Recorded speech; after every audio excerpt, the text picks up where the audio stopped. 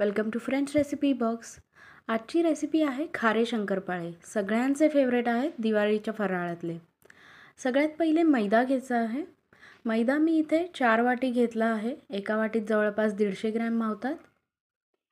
ओवा घेतला आहे 2 टेबलस्पूनच्या आसपास। हातावर चोळून त्याला टाकलंय। जिरे घेतले आहे।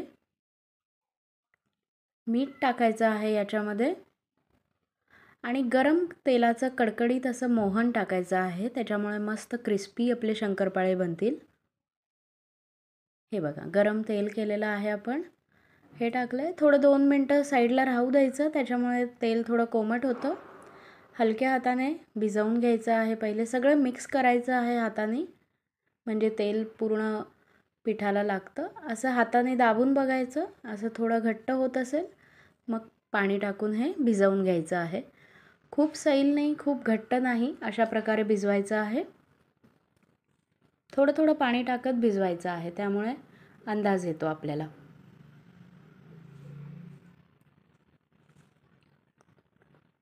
भिजवलेलं पीठ थोडा वेळ साईडला ठेवून बाकीची तयारी करून घेतली मी।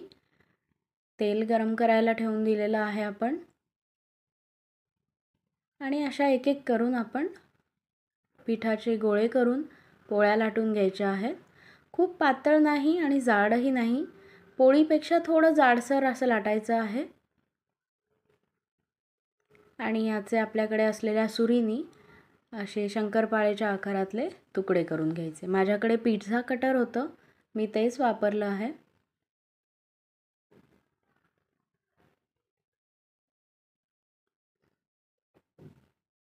थोडे चौकोन छोटे मोठे होऊ शकतात। आपण घरी मेन प्रेमाने केलेलं असतं ते महत्त्वाचं असतं। थोडे शेप वर खाली झालेले चालतात।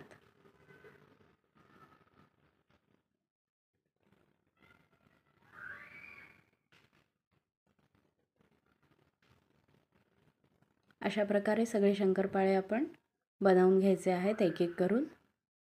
हे बघा, हे एका दुसऱ्या प्लेटमध्ये मी काढून ठेवणार आहे। आपण पीठ लावून लाटल्यामुळे हे पटकन पोळपाटापासून वेगळे होतात। अजून एका पोळीचं मी दाखवते तुम्हाला। ही पोळी लाटून झाली, याचे पीसेस केले आपण अशा प्रकारे आणि दुसऱ्या एका मोठ्या दाटलीमध्ये त्याला वेगळे काढून घेतले। हे करेपर्यंत आपलं तेल तापत आलेलं असतं।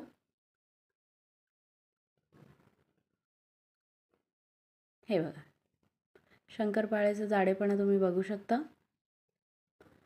आणि गरम तेल झालं की असे थोडे थोडे शंकरपाळे त्याच्यामध्ये सोडायचे। ते हळूहळू मोकळे होतात आणि क्वांटिटी तुम्ही बघू शकता। थोडं त्यांना पोहायला जागा राहू द्यायची, अशा प्रकारे आपण टाकायचे।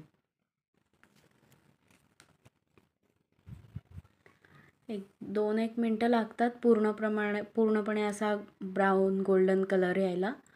थोडा असा कलर आला, थोडे हलवत राहायचे मध्ये आणि मग त्यांना चाळणीमध्ये काढून घ्यायचे। रंग बदललेला तुम्हाला दिसत असेलच।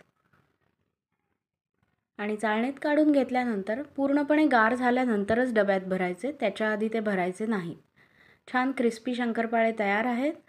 सगळ्यांनी दिवाळी मस्त एन्जॉय करा आणि सबस्क्राईब करा।